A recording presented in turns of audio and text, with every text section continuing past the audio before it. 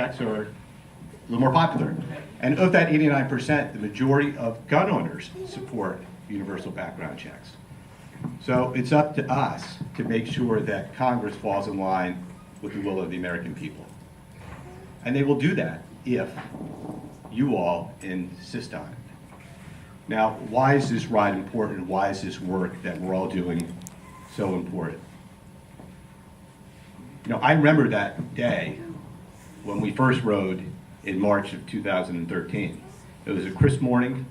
We saw you on the green, and since that day, there have been 90,000 firearm deaths. There have been over 890 mass shootings in places like Umpqua, Community College, and down the list. And during that time period, Congress has done nothing. And in doing that, Congress remains complicit in the carnage that is occurring in our towns, in our cities, and throughout the United States. You know, people said after the shooting in Newtown that it's just the kinetic effect. The kinetic effect would go away. And what you're seeing by this team, what we're seeing in this room, what we're seeing all along our route, is that the kinetic effect is not going away, and it's growing, and it's now a movement. And it's the American movement. And we're not going to stop until we make our country safer. Moore mentioned that her mother was killed at the Sandy Hook school. My daughter's third grade teacher was killed at the Sandy Hook school. And Newtown is not that much different than Morristown or the towns around here. I never thought that I would have to have a conversation with an 11-year-old and explain to her that her favorite teacher had been murdered at the school that she attended from kindergarten through 4th grade. And yet those were conversations that were going on all over town. So what's at stake? But why is it important that we act now? You don't want to be that community. When I tell people that I'm from Newtown, you get the look, you get the gasp.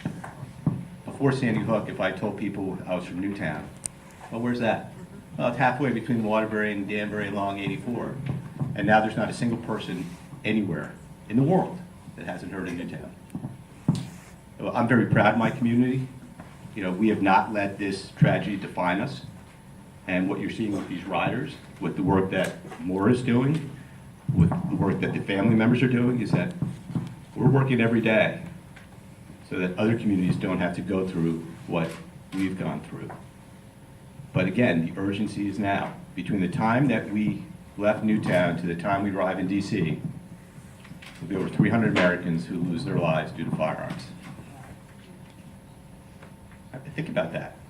I mean, is that appropriate for a civilized nation like the United States of America?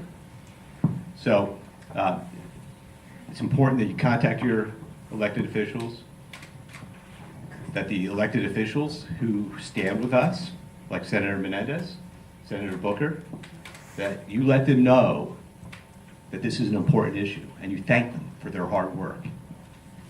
And if there are other folks here or elsewhere, and you got family members where they're not voting in line with the American people, you need to contact them and tell them this has got to change.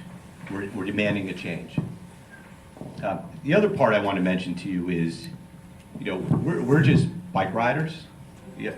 But I think we're, to a certain extent, we're all kind of bike riders because we need to pedal together in order to make change.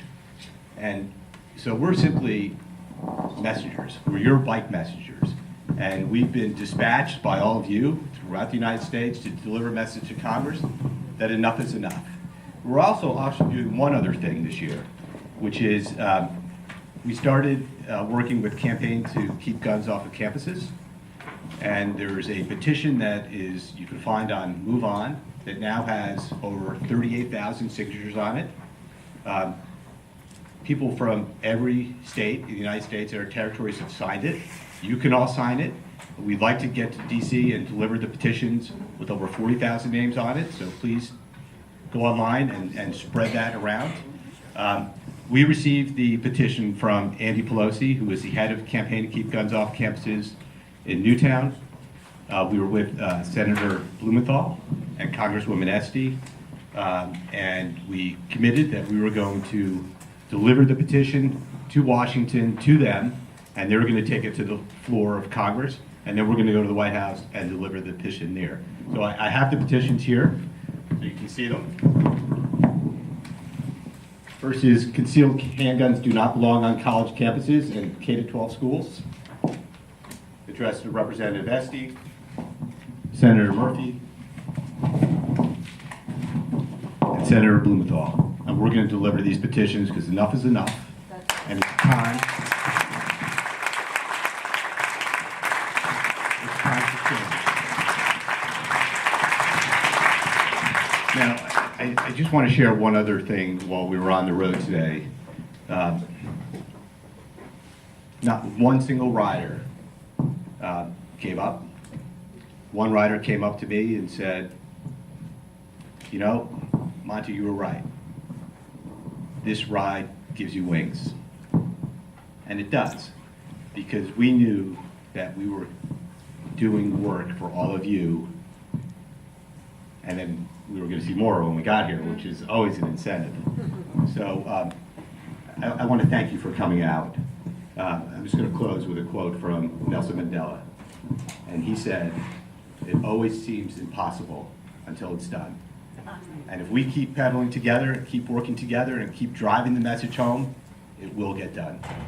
Thank you. We'll see you tonight.